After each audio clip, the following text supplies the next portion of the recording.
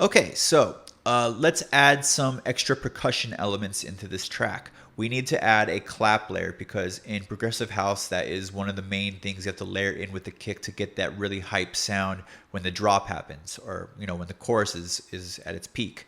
Uh, Adding claps is a great way to just it brings in a high end crispness to the overall drum sound, and it just adds a nice little like, especially when you add claps in the breakdown during the build up into the drop, it gives the crowd something to go along with, and they like usually to clap along, especially if it's a really catchy melody, a hype track. Um, this is a pretty staple element. So let's go back. I could spend hours scrolling through all my sample library and kind of find one, but it would be, not really beneficial to you guys to watch me scroll and be like, no, that's not good. No, that's not a good one. But for the most part, let's stick with this kit right here. It really works. But the whole emphasis of my point is to just always find the right samples. Pick your samples when you're going to buy them carefully. Make sure that you're buying, quality samples that you're adding that aren't necessary or they don't need to be processed heavily. So let's take a listen. Okay, so it's kind of like that. The main clap I want to kind of go for here in this genre is it sounds like a live clap. Like that. That one's pretty good. Another really good sample pack is obviously Cashmere. I always promote this one because it's really good. It's that good. It's like a staple set of sounds for drums, especially, that you can always use and are always ready to go. So I advise you guys to get the Sounds of Cashmere Volume 1, 2, and 3. It'll be worth your money. They have some really good claps in here. So you'd put like, especially, and I like the way he's labeled them too. This is why it's a really good pack. Drop claps, especially, these are going to be claps you want to layer in at the drop.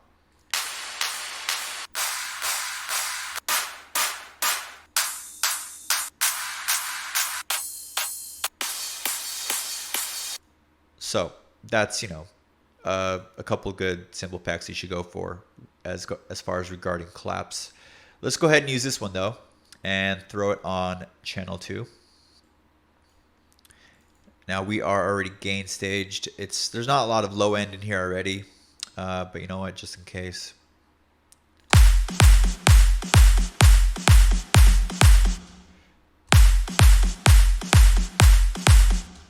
Okay, so far it sounds pretty good along with this thing.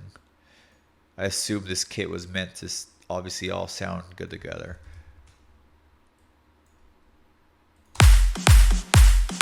Now it's too loud. We have to lower that. Let's...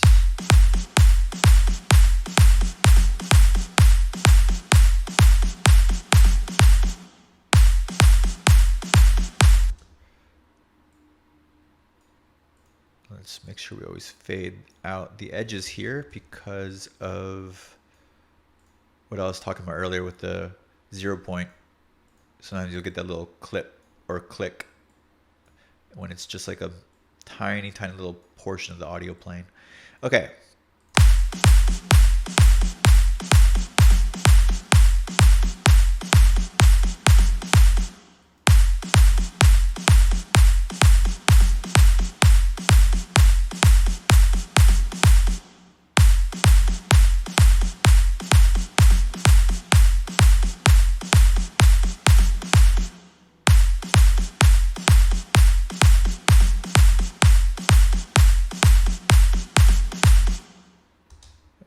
That's a good clap layer. I like that.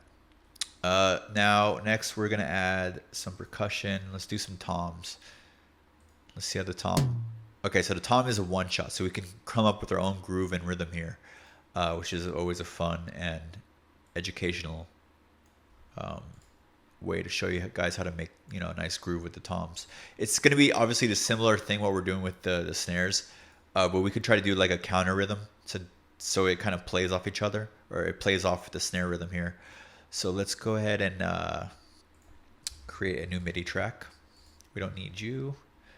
Let's make sure we color code you. I always say that I want Ableton to have an automatic, when you drag in something to a group, like an option to where it automatically color codes whatever you drag into the group, the color of the group, so that you don't have to always hit that assign thing. Okay, let's rename you to percussion.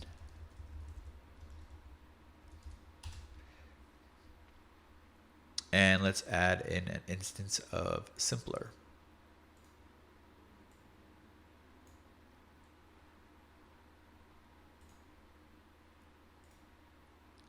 Tom. All right, there we go. Let's throw it in. And let's go ahead. A tom is a very tonal percussional element, so there is a tone to it. So you want to see and make sure that it's in tune as well. So let's go ahead and do the same thing we did before.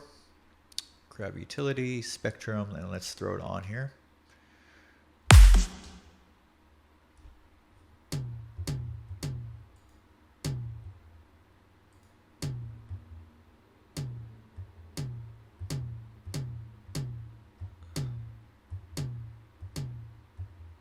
Okay, so we're looking at C.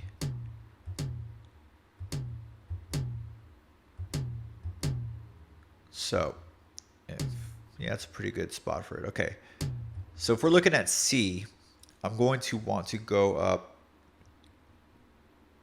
about 7 semitones, which could be a lot. We can either go down semitones 2 to match the lower octave C. So that would be 1, 2, 3, 4, 5, 6 semitones down. So you're kind of in a weird spot because no matter what path you go on to kind of transpose this thing, it's a lot. So let's see what happens when we go to let's see what happens.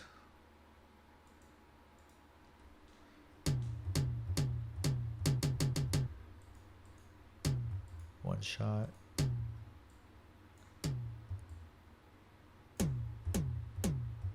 Or -6.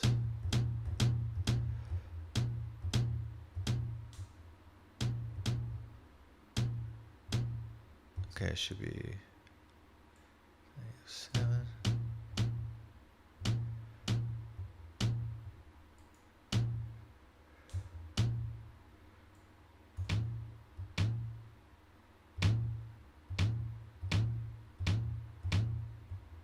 Let's try going back up. Sometimes these things are tricky.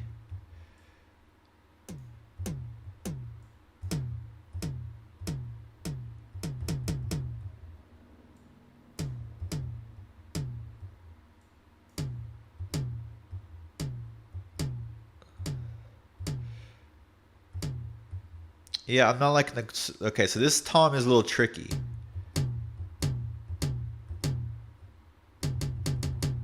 The problem I'm having with this tom is that it doesn't like the let's I could try changing the algorithm here to Complex Pro so that when I pitch it up it has a better quality.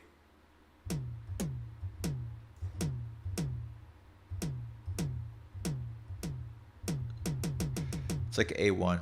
Okay, well, I kind of like it where it is, and there's going to be a little lesson I can show you that will apply to this situation. Now, when I'm talking about tuning your drums, keep in mind that if you're working in, say, we're working in F sharp in this track, that you can also tune your drums to whatever's in the scale of that key, or that like whatever in the scale.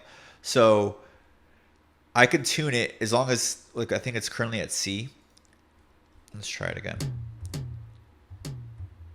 Yeah, okay, so the peak's like right there. And that's at C. Or C sharp. Or C. Which will fit in the scale of it. So technically it wouldn't be that out of tune, but it's all about how it sounds.